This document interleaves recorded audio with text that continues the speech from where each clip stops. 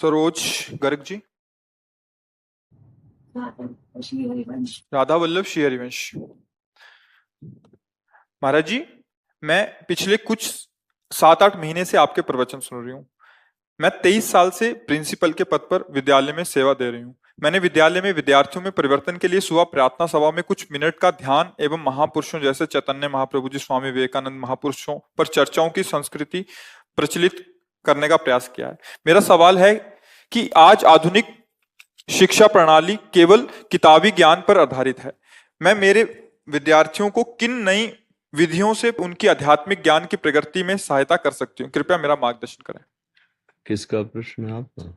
हाँ, सबसे पहले हमारी दृष्टि होनी चाहिए बच्चों की दिनचर्या पर। चाहे साधक हो या विद्यार्थी हो, जिसकी दिनचर्या ठीक नहीं है, उसका स्वस्थ ना विचार होगा और ना स्वस्थ शरीर होगा और ना वो उन्नति को प्राप्त होता है। सबसे पहले दिनचर्या। अब हमारी नई पीढ़ी की दिनचर्या ही खराब हो गई, क्योंकि सूर्य उदय के पहले उठने की दिनचर्या बहुत मंगलमयी होती है। अब बच्चे 10 बजे सो के उठ रहे हैं, 8 बजे सो के उठ रहे हैं। कोई महत्व ही नहीं कि भुवन भास्कर जो ज्ञान प्रदान करने वाले बुद्धि के दाता हैं, जिनका पूर्व से लेकर के आज तक वो जो भी थोड़ी समझ रखते हैं, अर्घ के द्वारा उनका स्वागत करना, वेद मंत्र गायत्री मंत्रों के द्वारा उनकी अर्चना वंदना करना। तो चलो, तुम्हें मंत्र नहीं ज्ञान है, तुम्हें ऐसा ज्ञान नहीं, तो कम से कम उनके आदर के लिए सैया का तो त्याग कर दो। वैसे 4 बजे प्रातः उठना सबके लिए अत्यंत आवश्यक है। अगर प्रातः 4 बजे नहीं उठे और आप सैया में सो रहे हैं, भगवान सूर्य उदय हो रहे हैं, तो आपकी बुद्धि क्षीण हो जाएगी, आपकी आयु क्षीण होगी, आपका श्री कांति तेज नष्ट हो जाएगा। आप देखो चेहरों में कहाँ तेज दिखाई दे रहा है, कहाँ तेज है? कांतिमान चेहरा, प्रकाशमयी वाणी, पवित्र आचार विचार कहाँ दिखाई दे रहा? ना शौचाचार का ज्ञान है, ना कोई दिनचर्या है। तो पहले बच्चों को सुबह उठना सिखाएं, अपनी दिनचर्या ऐसी करें 10 बजे तक सो ही जाएं। तो 11, 12, 1, 2, 3, 4, 6 घंटे हुए। हम करें और 1 घंटे सो लें, 7 घंटे अगर सो ले तो 5 बजे जग जाएंगे। तो हमें लगता है कि सूर्य उदय के घंटा भर पहले जग गए। 1 घंटा मतलब लगभग 6 बजे सूर्य उदय होते होंगे, तो 5 बजे सबसे पहले उठे। सबसे पहले उठ करके 2-4 भगवान नाम लेना सिखाए। हम कह रहे हैं माला नहीं, राधा राधा राधा राधा राधा राधा, बस। फिर धरती के पैर छुए, फिर उठकर माता पिता के चरणों को स्पर्श करे, जो बुजुर्ग जन है, बड़े जन है, सबके चरणों को प्रणाम करे। फिर जल पिए। जो बासी मुंह जल है ना, वो उदर के बहुत से रोगों को नष्ट करता है, ब्रह्मचर्य की पुष्टता करता है। फिर थोड़ा टहल कर शौच जाए, फिर स्नान आदि करे, फिर 10 मिनट दंड बैठक, बच्चे हैं ना, 10 मिनट आसन और 10 मिनट बैठकर प्राणवायु का संशोधन, अनुलोम विलोम, ऐसे मतलब 30 मिनट वो समय इसमें लगावे।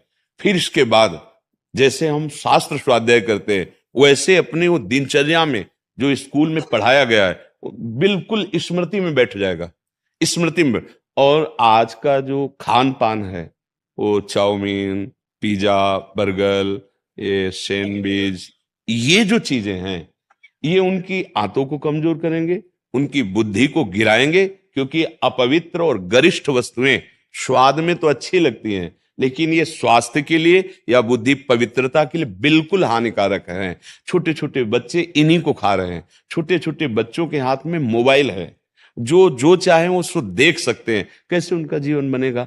तो ये प्रातः की दिनचर्या करके फिर जब स्कूल जाएं, तो वहां जिसे आप कहते हैं ध्यान, तो बच्चे हैं वो किसका ध्यान करेंगे? ध्यान तब होता है जब हमारी एकाग्रता कुछ तो समिटी हो, कुछ तो हम ध्येय के विषय में जानते हो।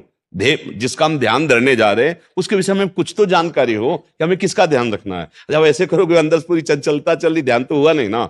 हाँ, जैसे हम लोग जब स्कूल में थे तो जाते ही एक प्रार्थना करवाई जाती थी, हे प्रभु आनंद दाता ज्ञान हमको दीजिए, शीघ्र सारे दुर्गुणों को दूर हमसे कीजिए, लीजिए हमको शरण में, हम सदाचारी बने, ब्रह्मचारी धर्म रक्षक वीर व्रतधारी बने। पूरा तो सुबह सुबह अब इसका प्रभाव पड़ता है। प्राय वैसे स्कूलों में अब भी होती होगी। प्रार्थना करवाते हैं, प्रार्थना करवाने के बाद जैसे शनिवार को बच्चों का एंजॉय डे होता है मनोरंजन के लिए, उस दिन मैंने जैसे चैतन्य महाप्रभु दिया। हाँ। तो बच्चों को नहीं पता था कौन है। हाँ, महापुरुषों के चरित्रों का तब प्रभाव पड़ेगा, पहले हम अपने चरित्र को सुधारें। हम लोगों को चाहिए कि बच्चों के साथ एकांतिक बैठक करें। 10-20 बच्चे, 50 बच्चे जो हैं, अब उनको बताएं कि देखो ये क्रिया करने से तुम्हारा पतन हो जाएगा। उसमें शर्माए नहीं। जैसे डॉक्टर अगर हमारे अंगों को देखकर शर्माएगा तो ऑपरेशन ही नहीं कर पाएगा। वो छोटे बच्चे हैं, वो गलत बच्चों की संगति से, अब आप बहुत बड़े महापुरुष का चरित्र बता रहे हैं, लेकिन बच्चों के संग से वो गंदी हरकतों में जा रहे हैं, वो गंदे व्यसनों में पड़ रहे हैं। पहले उनके चरित्र को हमें देखना होगा।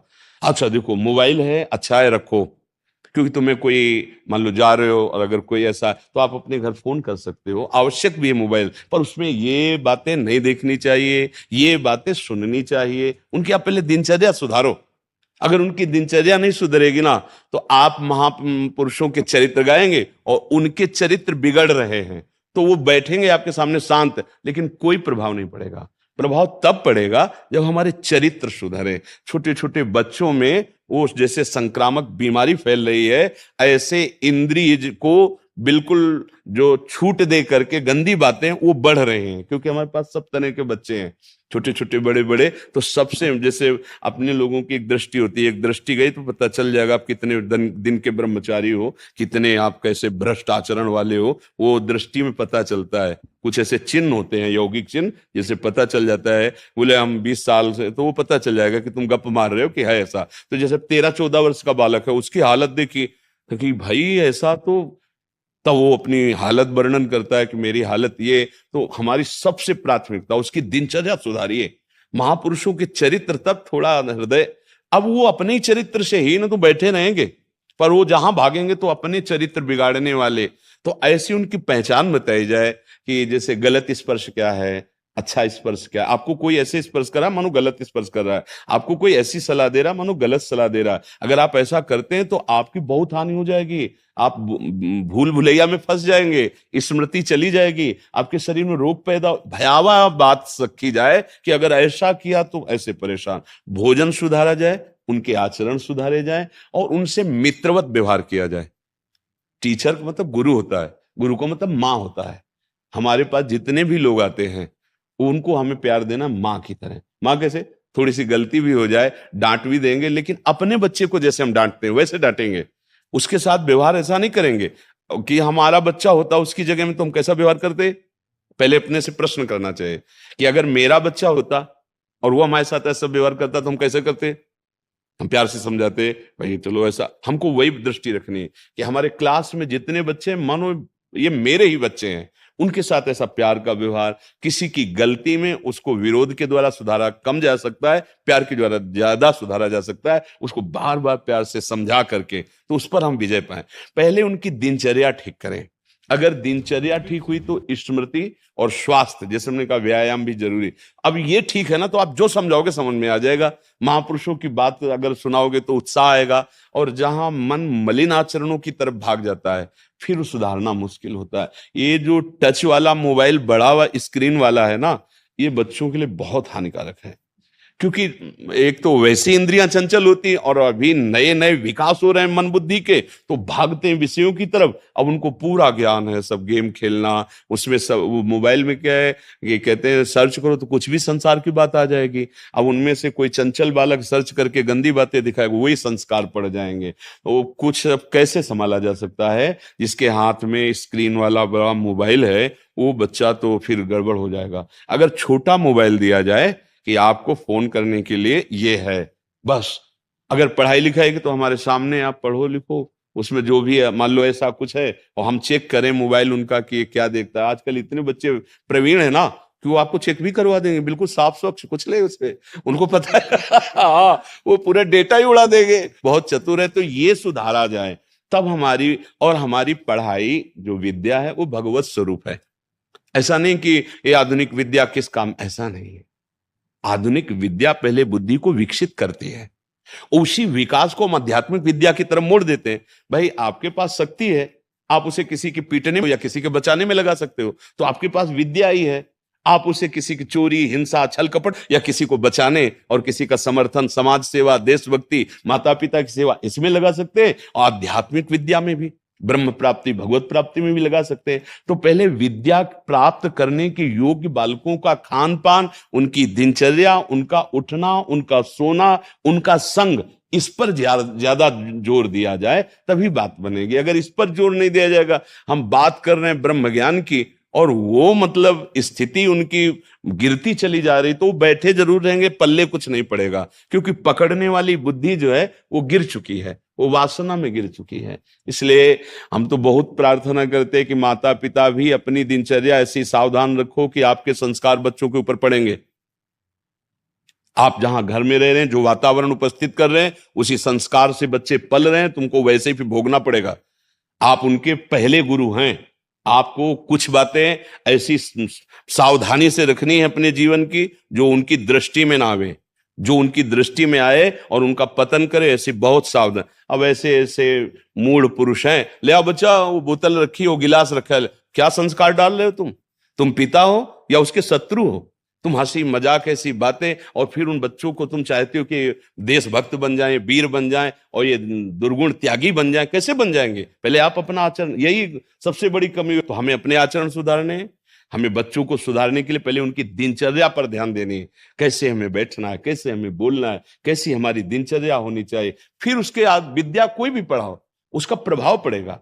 इसलिए हमारी प्रार्थना है कि बच्चों को हमारी दिनचर्या कैसी होनी चाहिए इस पर सबको सिखाओ। हमारे मित्र कैसे व्यवहार करते हैं, तो वो गंदा व्यवहार है, वो कैसा व्यवहार करते हैं, वो अच्छा व्यवहार है। कौन सा भोजन हमारा स्वास्थ्यवर्धक है, कौन सा भोजन हमारे स्वास्थ्य की हानि करता है। फिर विद्या पढ़ाओ, जो अपनी दिनचर्या जो आधुनिक विद्या है, उसके साथ साथ महापुरुषों के, जैसे आप कहते हैं, चरित्र बताते हैं। अब ये है कि स्कूल में, जैसे अभी किसी ने बताया था एकांतिक में कि वो राम कृष्ण ऐसा कुछ बोला या कुछ ऐसा, तो उसको दंडित किया गया। वो नाम कीर्तन या कुछ है, भला कैसे शुद्धि होगी? भगवान के नाम का विरोध टीचर कर रहे हैं। अगर वो मान लो तिलक लगा के गया है, तो सात्विक भाव वाला है ना, तो वो तिलक निषेध कर दो। ये तो मतलब भारत है, यहाँ तो ऐसा तो नहीं है। यहाँ तो बड़े बड़े चक्रवर्ती सम्राट भी ऐसे हुए जो अपने हाँ, तो अब ये क्या आधुनिकता फैल रही कि अगर बच्चा सात्विक भाव करके जाए तो उसे थप्पड़ मार दे, वो नाम कीर्तन या कुछ भागवतिक तो उसको स्कूल से निकाल दे, तो फिर कैसे सुधार होगा? कैसे सुधार होगा? फिर तो गलत बात होगी। तो ये हमको भी सुधार करना है, हमारे बच्चों की दिनचर्या पर ध्यान देनी है। हम हर साधक से कहते हैं तुम्हारी दिनचर्या ही तुम्हारा भगवान है। अगर तुम्हारी दिनचर्या ठीक नहीं है तो सब बेकार है। दिनचर्या अपनी ठीक है और 12 वर्ष तक एक दिनचर्या में चले तो सिद्ध हो जाती है। कोई भी भागवतिक दिनचर्या या दैनिक दिनचर्या, तो एक परिपक्वता आ जाती है। अब यहाँ ना सोने का कोई समय है, ना जागने का, ना खाने का, ना कोई दिनचर्या है, तो कैसे कैसे? इसलिए सुधार किया जाए। हमारी तो यही बात समझ में आती है, और तो कुछ समझ में आएगा नहीं हमें। बिना अध्यात्म के, बिना जीवन को संयम में लाए, बिना पवित्र आचरण के किसी की उन्नति होने वाली नहीं। ये लौकिक उन्नति समझते हो? गंदे आचरण करके आप कुछ भी बन जाओ, तो जब गिरोगे तब तुम्हें पता चलेगा कहां से फेंके गए हो, आप कितने नीचे गिरे हो कि उठने लायक नहीं रहोगे। और शरीर तुम्हारा विनाशी थोड़ी छूटेगा, फिर इसके बाद जो दुर्गति होगी, फिर जैसे होता है ना कि आप तो ऐसा समझोगे अधर्म करने वाले बड़ी उन्नति को प्राप्त हो रहे हैं। उन्नति को प्राप्त नहीं हो रहे हैं, ऊंचे चढ़ा के पटके जाएंगे। ये ऊंचे चढ़ा के ऐसे पटके जाएंगे, किसी काम के नहीं रहेंगे, सारे सुकृत नष्ट हो रहे हैं। अधर्माचरण करने वाला कभी सुखी नहीं, कभी शांत नहीं हो सकता, कभी वो आनंद का अनुभव नहीं कर सकता। इसलिए